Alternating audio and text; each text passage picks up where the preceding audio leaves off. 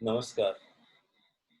परमपिता बाबा की जय। नमस्कार जी, तो कल हम लोग सहकारिता के ऊपर चर्चा कर रहे थे। उसमें एक प्रश्न आया था। पहले उस प्रश्न का हम जवाब पूरा नहीं दे पाए थे, तब तक समय समाप्त हो गया था। तो उस प्रश्न का हम जवाब देते हैं। प्रश्न यह था कि जो लोग जिनके पास खेती नहीं है और किसी सहकारिता के साथ जुड़ जाएंगे और वो एज ए मजदूर काम करेंगे, उनके लिए इंसेंटिव क्या रहेगा? क्योंकि उनके पास तो उनकी जमीन नहीं है, तो स्वामित्व भी नहीं है। जब स्वामित्व नहीं है तो अच्छा से अच्छा काम करने की भावना कैसे जगेगी? ये एक प्रश्न था। तो पहले तो इस चीज को हम लोग पहले जान लेते हैं। ये जो प्रभुत्व की व्यवस्था है, उसके अंदर जो जनसंख्या का भार 30% से ज्यादा नहीं हो रहना चाहिए। एक आदर्श व्यवस्था में, सामाजिक व्यवस्था में कृषि पर आधारित कृषि जो है उस पर 30% ज्यादा नहीं होना चाहिए।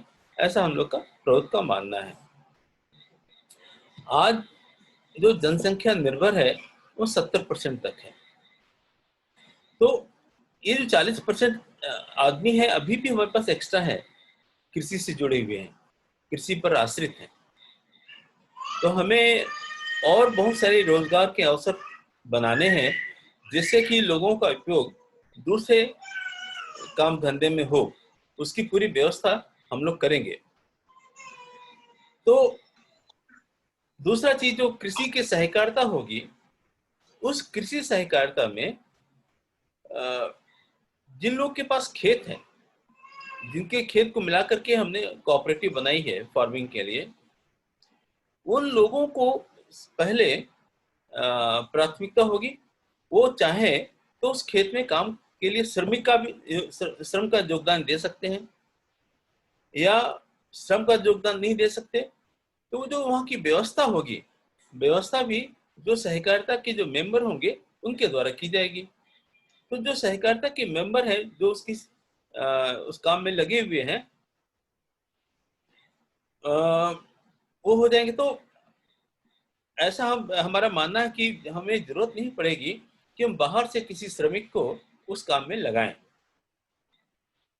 यदि ऐसा होता भी है, अब हम एक सपोज कि ऐसा हो गया कि हमको बाहर से मजदूरों को लेकर के कृषि करने की आवश्यकता पड़ गई, हालांकि इसकी संभावना बहुत कम है, क्योंकि हमें कृषि पर मजदूरों का जो भार है उसको कम करना है, वो पहली हमारी प्राथमिकता हो गई।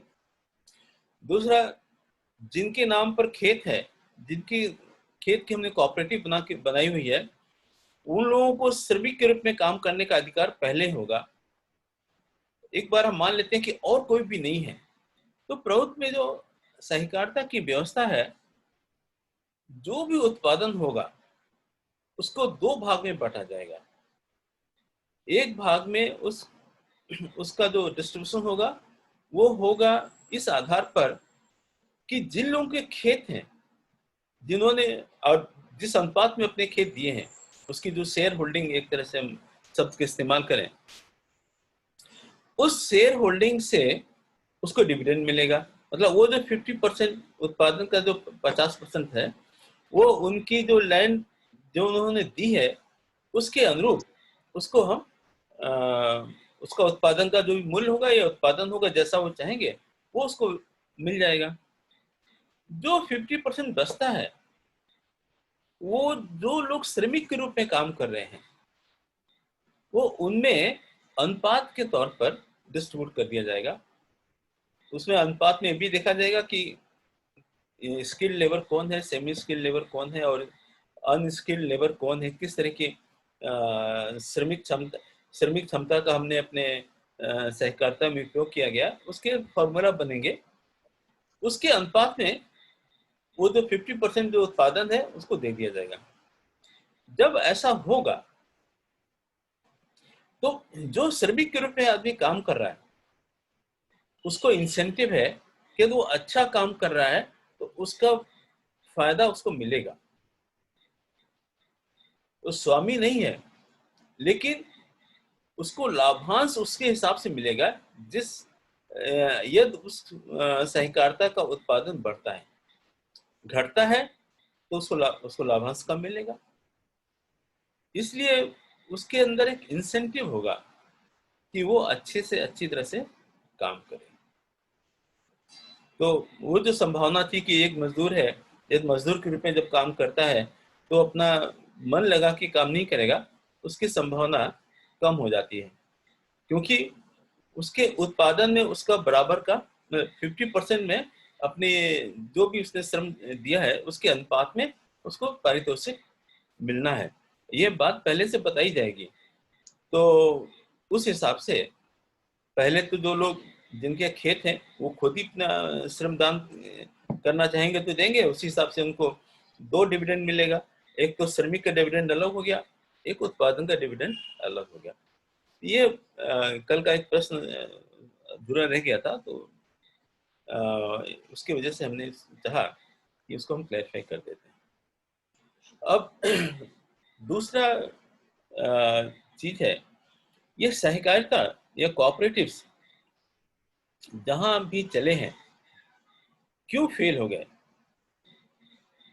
क्योंकि बहुत सारे सक्सेसफुल भी हो गए और बहुत सारे सहकारिताएं फेल हो गई, तो उनके कारणों को जानना भी जरूरी है। हम देखते हैं जहां जहां सहकारिता फेल हुई है, यदि इसमें सरकारी हस्तक्षेप ज्यादा होगा, मतलब बाबू लोगों का, जो सरकार में लोग हैं, कोऑपरेटिव में उनका दखलंदाजी बढ़ जाएगी, तो सहकारिता फेल हो जाती है, क्योंकि उनका इसमें सीधा लेना देना नहीं होता, लेकिन वो अपनी भूमिका इस प्रकार निभाते हैं जैसे कि उनकी ही कोऑपरेटिव है, जबकि कोऑपरेटिव है और लोगों की, जो उनकी भूमिका अलग होगी, जो बाहर से आदमी आता है उसकी भूमिका अलग हो जाती है। तो एक कारण यह है कि जो जैसे सरकारी तंत्र है उसका हस्तक्षेप बढ़ जाए। दूसरा, कुछ लोग राजनीति बस कोऑपरेटिव को चलाते हैं। जहां जहां भी राजनीतिक हस्तक्षेप हुआ, क्योंकि उसको कोऑपरेटिव की फेल्योर और सक्सेस से कोई मतलब नहीं है, उसको अपनी राजनीति से ज्यादा मतलब होता है, उसके अंदर उसके प्रति भावना जुड़ी हुई नहीं रहती, वहां पर भी कोऑपरेटिव फेल हो गई है। लेकिन जहां पर कोऑपरेटिव का जो प्रबंधन है, उसका जो मैनेजमेंट है, जो कोऑपरेटिव के मेंबर्स हैं उनके तक सीमित रखा गया, या उनकी जिसकी भागीदारी है कोऑपरेटिव में, उन्हीं का प्रबंधन में योगदान है, और वही कंट्रोल करते हैं डिसीजन मेकिंग पावर को, उसके निर्णय, हर मामले के निर्णय में उनका भागीदारी होती है, वो कोऑपरेटिव फेल नहीं हुए। इसके हमारे यहाँ तो अमूल बहुत बड़ा उदाहरण है, जो महसाना में जो आनंद डेयरी है, या इस तरह के और बहुत सारी डेयरीज है जहाँ पर किस तरह के प्रयोग हुए, तो वो हमारे लिए उदाहरण है कि वहाँ पर ऐसा फेल नहीं हुआ। दूसरा, कोऑपरेटिव के लिए 3 तत्वों की आवश्यकता है, बिना उसके कोऑपरेटिव सक्सेसफुल नहीं होगी। मनुष्य के अंदर नैतिकता का होना बहुत आवश्यक है, क्योंकि कोऑपरेटिव हम बहुत सारे लोगों को एक साथ लेकर के चल रहे हैं, बहुत सारे लोगों के इंटरेस्ट को एक साथ जब हमको लेकर चलना है, तो जो मनुष्य नेतृत्व कर रहा है उसके अंदर नैतिक बल होना चाहिए। यदि उसके अंदर नैतिक बल नहीं है, नैतिक बल से क्या होता है? नैतिक बल से मतलब उसके अंदर त्याग की भावना। नैतिकता जब आती है तो आदमी अपना हित कम देखता है और दूसरों के हित के बारे में चिंता ज्यादा करना शुरू करता है। नैतिकता में वो बल होता है। हमने कल चर्चा की थी, उसको थोड़ा सा और एलोबरेट यहाँ कर देते हैं कि मनुष्य में 2 प्रकार के स्वार्थ होते हैं। एक होता है अंध स्वार्थ। अंध स्वार्थ मतलब वो केवल अपने बारे में सोचता है, अपने परिवार, अधिक से अधिक परिवार जिससे उसका कुछ रिलेशन है उसके बारे में सोचता है, उससे आगे उसको क्या हो रहा है नहीं हो रहा है उससे कोई मतलब नहीं है। ऐसे भी मनुष्य है, तो बहुत सारे उदाहरण हमारे अगल बगल हर जगह मिल जाएंगे। एक आदमी काम करता है प्रबुद्ध स्वार्थ के द्वारा। प्रबुद्ध स्वार्थ क्या है कि वो अपने बारे में सोचता है, परिवार के बारे में सोचता है, लेकिन अपने समाज के बारे में भी सोचता है। उसका स्वार्थ है, बिना स्वार्थ के आदमी तो जिंदा भी नहीं रहेगा। अपने बारे में तो सोचते ही है, लेकिन अपने बारे में सोचने के साथ साथ वो समाज, जन कल्याण, हित की भावनाओं को से भी ओतप्रोत होकर के और लोगों के बारे में भी चिंता करता है। तो इस तरह के जो स्वार्थ, इस तरह का स्वार्थ रखने वाले लोग हैं, उनमें नैतिक बल होता है। तो सहकारिता के लिए नैतिकता की आवश्यकता है। बिना उसके कोऑपरेटिव सक्सेसफुल नहीं होंगे। दूसरा जो कारण है सफल होने का, इसका जो प्रबंधन है वो भेदभाव रहित, पक्षपात रहित होना चाहिए।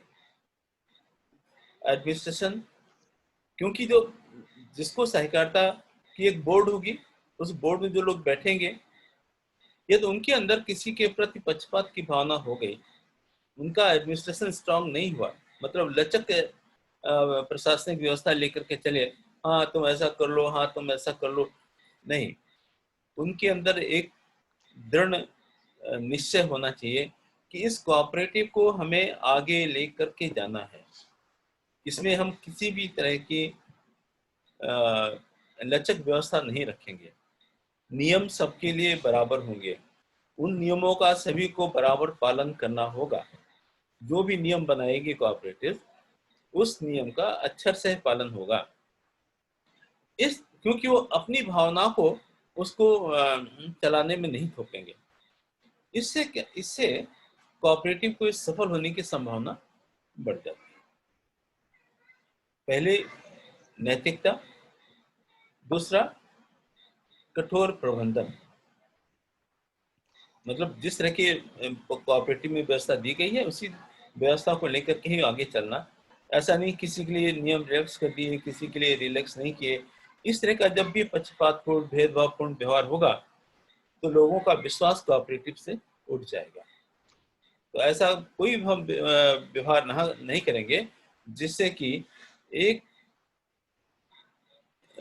मिस्टर कमलेश बिश्नोई जी का एक प्रश्न आ रहा है, पहले उनका प्रश्न ले लेते हैं। आप बोलेंगे क्या प्रश्न है आपका कमलेश जी? कमलेश जी, आप सुन रहे हैं हमारी बात? लिख के दिया है तो क्या उन्होंने, तो उसे देख लीजिए भाई। एक मिनट, चैट में दिया भाई। वो टॉपिक पूछ रहे हैं, इसका टॉपिक क्या है? आपने बोला एक बार ये इसका लॉजिक क्या है, मोटिव क्या है, क्लियर करेंगे प्लीज। सागर से सुन पा रहे हैं क्या आप हाँ सुन पा रहे हैं हाँ क्या मेरी? हाँ, मैं सुन रहा हूँ, मैं सुन रहा हूँ। आपने कुछ प्रश्न किया है अभी कि इसका लॉजिक और मोटिव क्या है, मतलब किस चीज की लॉजिक मोटिव की बात कर रहे हैं आप? नहीं सर, एक्चुअल में मैं समझ जाता था, थोड़ा मैं लेट ज्वाइन हुआ हूँ अभी। आपका टॉपिक कुछ 10 या 15 मिनट चल गया था, उसके बाद में ज्वाइन हाँ हुआ। हाँ, बोलिए बोलिए। सर मैं जानना चाह रहा हूँ कि मतलब ये इसका इस टॉपिक को टॉपिक पूछ क्या रही है। लॉजिक नहीं बोल रहा मैं, टॉपिक क्या है? अच्छा, टॉपिक है कोऑपरेटिव, सहकारिता। अच्छा सर। कोऑपरेटिव के जो बारे में हम लोग बातें कर रहे थे। हाँ, जो खेती के मामले में जो होता है वही है क्या सर? ये कोऑपरेटिव हर जगह हो सकती है, लेकिन हम लोग अभी खेती की कोऑपरेटिव्स की बात कर रहे थे। और इसलिए इसका एक कल भी एक लेक्चर हो चुका है, तो उसमें और भी कुछ बातें बताई गई थी, तो उसका एक एक्सटेंशन चल रहा है। उसी को हम आगे दूसरी और बातें उसी के संबंधित कर रहे हैं। तो अभी क्या होता है, मैं आपको जस्ट थोड़ा क्योंकि आप नए जुड़े हैं तो हम आपको 2 मिनट टाइम ले आपको बताते हैं। जैसे गांव में खेत होते हैं, खेत जी छोटे जी। छोटे खेत लोगों के हैं, किसी का 1 एकड़ है, किसी का 2 बीघा है, किसी का कुछ है, छोटे छोटे खेत हैं। उन खेतों में जो खेती करते हैं, तो वो खेती आर्थिक दृष्टिकोण से लाभकारी नहीं होती। लाभकारी का मतलब जो खेत में जितना वो योगदान दे रहे हैं, जैसे उन्होंने बीज लगाया, खाद लगाया और जो संसाधन लगाए, अपने को खुद ऐसे मजदूर वहां पर काम किए, तो उसका एक पूरा देख लिया जाए कि उसने कितना पैसा मतलब कितना योगदान, अपना श्रम लगाया और कितना पैसा लगाया, प्लस उसकी जो जमीन इतनी बड़ी थी जो 6 महीने के लिए उसने फसल में लगाई, और जो उस उत्पादन का जो लागत से जो उसका मूल्य मिला मार्केट से, तो मार्केट में जब जो जाता है तो उसका मूल्य बहुत कम मिलता है। तो ये होता है, ये लाभकारी नहीं है।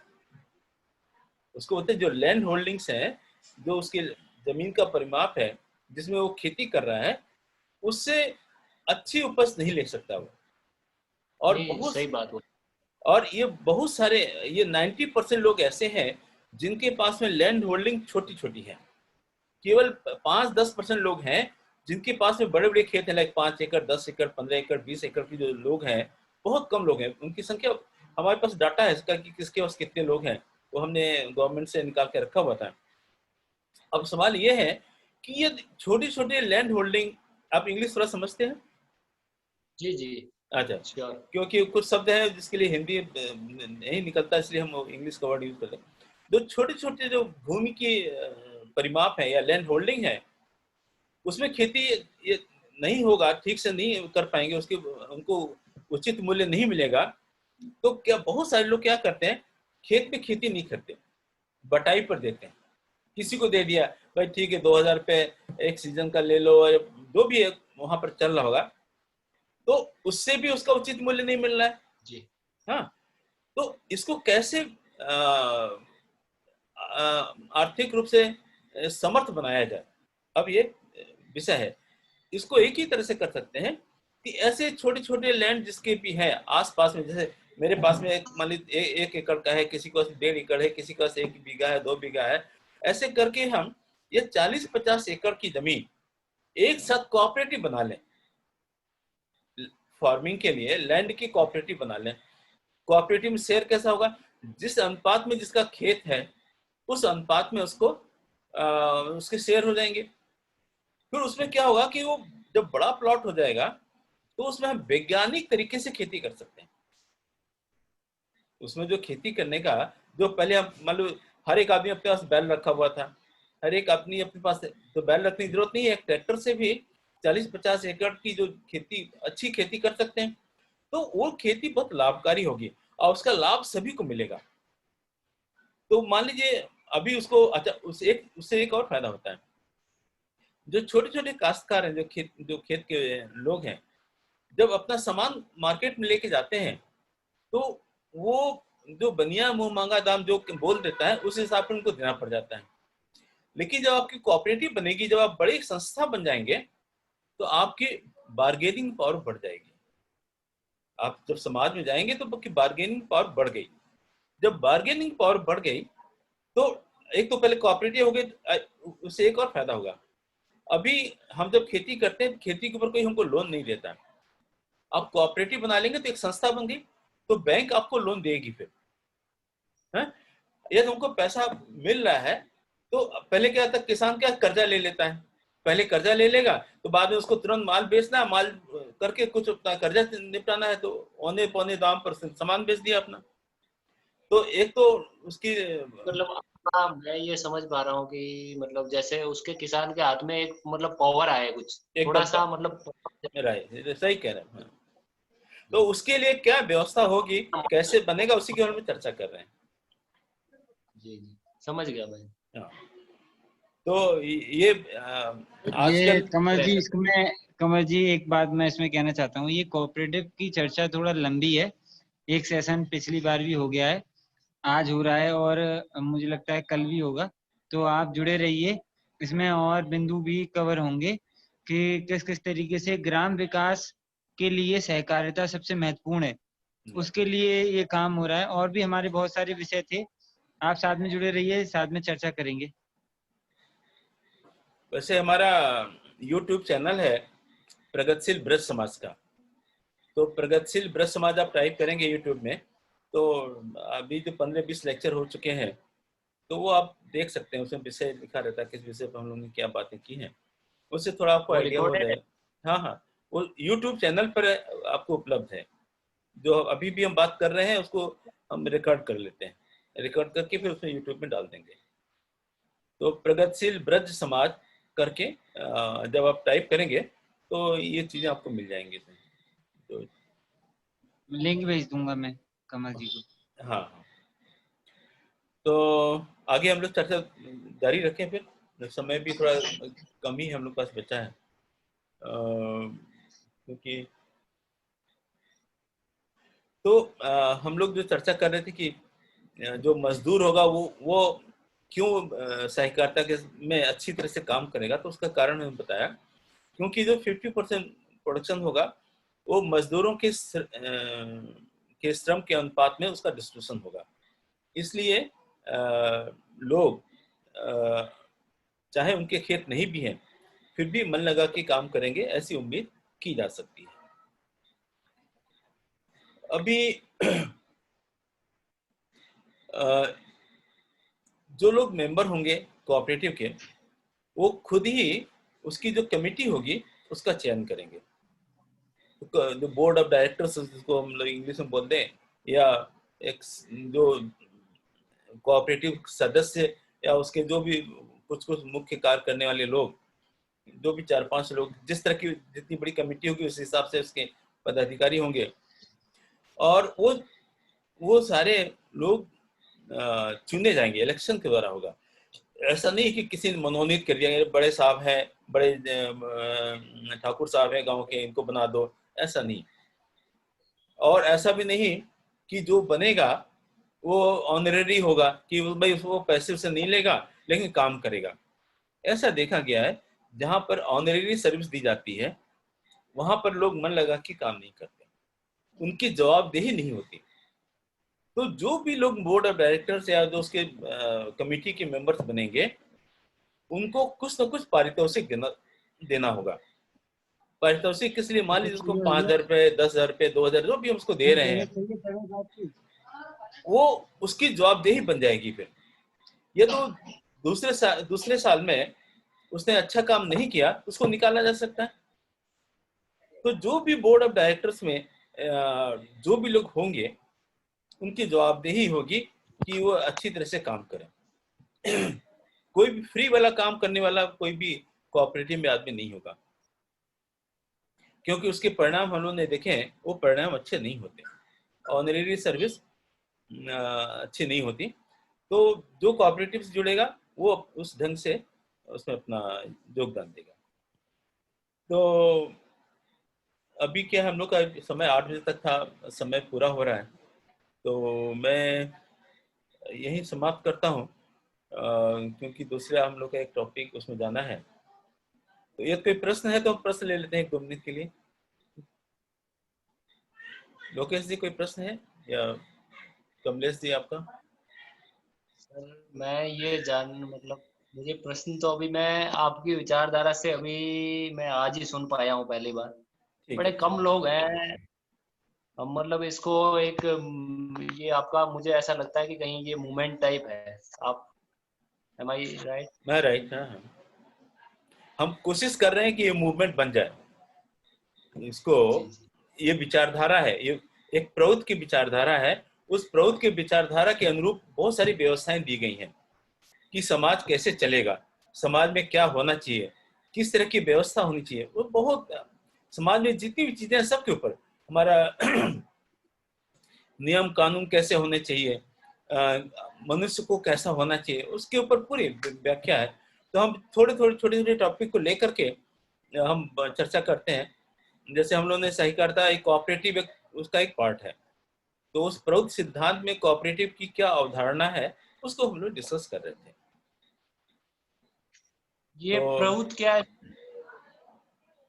ये जो प्रौद्ध का पूरा जो प्र से प्रगतिशील, ऊ से उपयोगी, ता से तत्व, एक ही सिद्धांत है प्रौद्ध का।